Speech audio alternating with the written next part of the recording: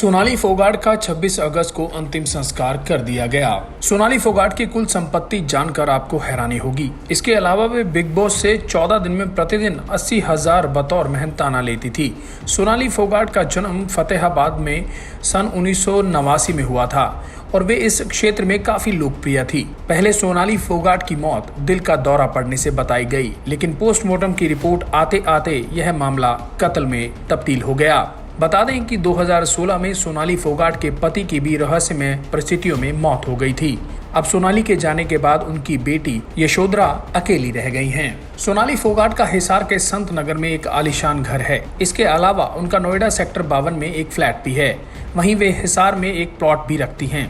उनके पास एक Mahindra SUV car है। अपने इलेक्शन के एफिडेविट में उन्होंने बताया था कि उनका प्रोफेशन एक्टिंग और एग्रीकल्चर है।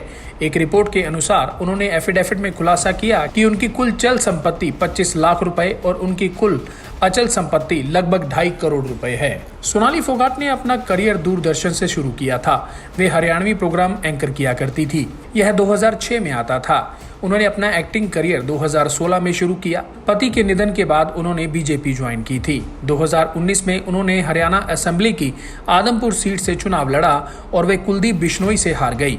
कहा जाता है कि गोवा जाने से एक दिन पहले वह अपने विरोधी कुलदीप बिश्नोई से मिली थी, जिन्होंने हाल ही में बीजेपी ज्वाइन कर ली है। वहीं सोनाली फोगाट के अंतिम संस्कार में पहुंचे पूर्व विधायक कुलदीप बिश्नोई ने प्रदेश सरकार से इस मामले में सीबीआई जांच की मांग की। उन्होंने कहा कि परिवार को न्याय मिले और सच्चाई सामने लाई जाए। उन्होंने कहा कि मेरा राजनीतिक व व्यक्तिगत दोनों नुकसान हुआ है। पिछले दिनों ही मैंने उनके साथ बैठकर आदमपुर चुनाव को लेकर रणनीति बनाई थी, परंतु परमात्मा को कुछ और ही मंजूर था। उन्होंने कहा कि सोनाली फोगाट अच्छी नेता होने के साथ साथ बहुत ही बेहतरीन कलाकार थी। अंतिम संस्कार में पहुंचे कुलदीप बिश्नोई ने उनकी बेटी यशोधरा के सिर पर हाथ रखते हुए ढाढ़स बंधाया।